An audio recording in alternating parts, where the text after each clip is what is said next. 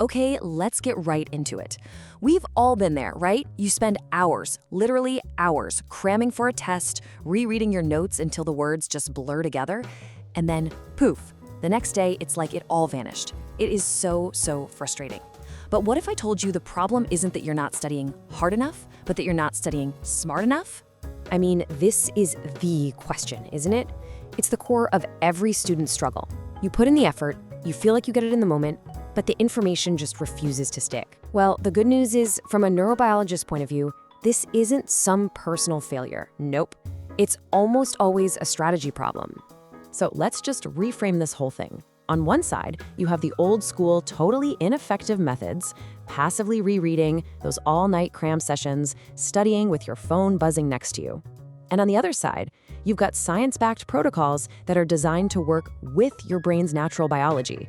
We're talking about a huge shift from just brute force to smart, targeted effort. And what's so cool about this is the science behind it all. It comes down to this one incredible concept: neuroplasticity. Your brain isn't a static, fixed thing. It's more like clay, constantly changing and reshaping itself. Every single time you learn something new, you are physically, and I mean physically, rewiring your brain. This whole guide is about how to hijack that process and make it happen on purpose. So here's our game plan. We'll start with that core idea that your brain can change. Then we'll dive into 3 key protocols: how to prepare your focus, how to structure your learning cycle, and how to actually lock in your memory. After that, we'll talk about what it means to reach true mastery, and then wrap it all up with a daily action plan you can literally start using today. All right, let's jump into our first protocol. See, before you even think about opening a book, you've got to set the stage. Real learning demands intense focus, and that kind of focus, it doesn't just happen by accident. You have to create the perfect biological and environmental conditions for it. And this shows us exactly how we can prime our bodies for learning. A little bit of caffeine about 30 minutes before you start, that can really boost your alertness. A quick, deliberate cold shower, and I'm talking just 30 to 60 seconds, can trigger a flood of adrenaline and dopamine that'll sharpen your focus for hours. And maybe most important of all, digital hygiene. What you do right before and right after you study can make or break the whole session. The secret here is to make this an automatic ritual. It's super simple. First, your phone is now public enemy number 1. Turn it off, or even better, just get it out of the room. Second, one topic, one window. Close all those other tabs. Seriously. Third, just take 60 seconds, 1 minute, for focused breathing. This simple little action tells your nervous system to calm down and signals to your brain, okay, it's time to work. Okay, now that you're prepped and focused, let's talk about the engine of the whole learning process. Here's the thing. Your brain learns best in sprints, not marathons. This next protocol is all about using that natural rhythm of intense focus followed by deliberate rest. This right here, this is the sweet spot. You want to aim for about 90 minutes of intense, single-minded focus. No phone, no email, no distractions. Just you and the material. But here's the absolute key. That intense focus is followed by 10 to 20 minutes of deliberate, deep rest. And no, this isn't scrolling through social media. It's giving your brain the quiet space it desperately needs to process everything. And this is a really powerful, kind of counterintuitive idea. Think of it this way.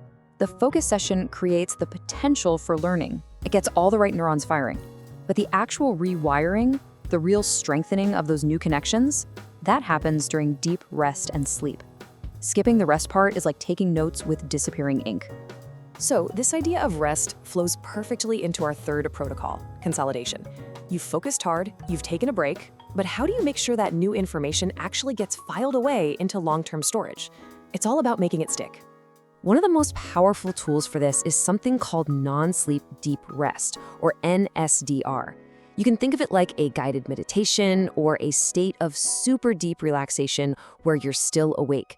The research is clear on this. A 20-minute NSDR session after a learning block can literally speed up neuroplasticity and drastically improve how much you remember. Now, beyond NSDR, there is one technique that honestly stands head and shoulders above everything else. It's a method that is unbelievably effective at beating that forgetting curve and cementing things into long-term memory. So, what do you think it is? The answer is self-testing. It's that simple. Not passively rereading your notes, but actively forcing your brain to retrieve the information. See, every single time you struggle to recall an answer, you are sending a powerful signal to your brain that says, hey, this information is important. Strengthen this connection. It is, without a doubt, the single most effective study strategy there is, period. Okay, so you're using these protocols and you're actually remembering facts. That's huge. But how do we get to that next level? How do we go from just knowing things to truly, deeply understanding and applying them? This is all about achieving mastery. And we have to talk about this critical distinction. Familiarity is when you glance at your notes and think, oh yeah, I know that. It's just passive recognition. Mastery, on the other hand, is when you can close the book, explain the concept to a friend in simple terms, and use it to solve a new problem. Don't let the illusion of familiarity trick you. It's a trap. And here's a pro-level technique to get you to mastery. It's called interleaving. So instead of studying one topic in a big block, you mix it up. You study topic A for 25 minutes, then you switch to topic B, then to topic C. Now, it's going to feel harder, because it is harder, but that's the whole point. It forces your brain to load and reload different mental models, and that builds a much deeper, more flexible understanding of everything. And we absolutely cannot ignore our internal state here.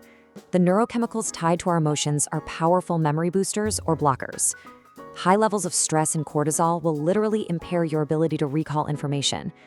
But that state of calm alertness, the one you create with that pre-study ritual, that creates the perfect neurochemical cocktail for learning and memory. Now, let's put this all together. Look, knowing all this stuff is great, but it's totally useless if you don't take action. So here is a simple framework to start building these protocols into your daily and weekly routine. Check out how this could break down. Maybe on Monday, you have 2 90-minute focus blocks, and each one is followed by a short NSDR session. Then on Tuesday, you do the same thing, but you end each session with a quick self-test on that material. Wednesday, you can practice interleaving different topics. See, it's not about cramming more hours in, it's about making your hours count. And here is your daily accountability tool. At the end of each day, just run through this super simple checklist. Did I get in a real 90-minute focus block? Did I actually take time for deep rest? Did I test myself? Did I stay away from my phone right after? Look, this isn't about being perfect. It's about being consistent. Every time you say yes, it's a vote for becoming a better learner, literally rewiring your brain, one session at a time. So I'll just leave you with this question to think about. After everything we've covered, from those focus rituals and self-testing to NSDR, what's the one protocol you can commit to trying tomorrow? Because that one small change, that's the first step to completely transforming the way you learn.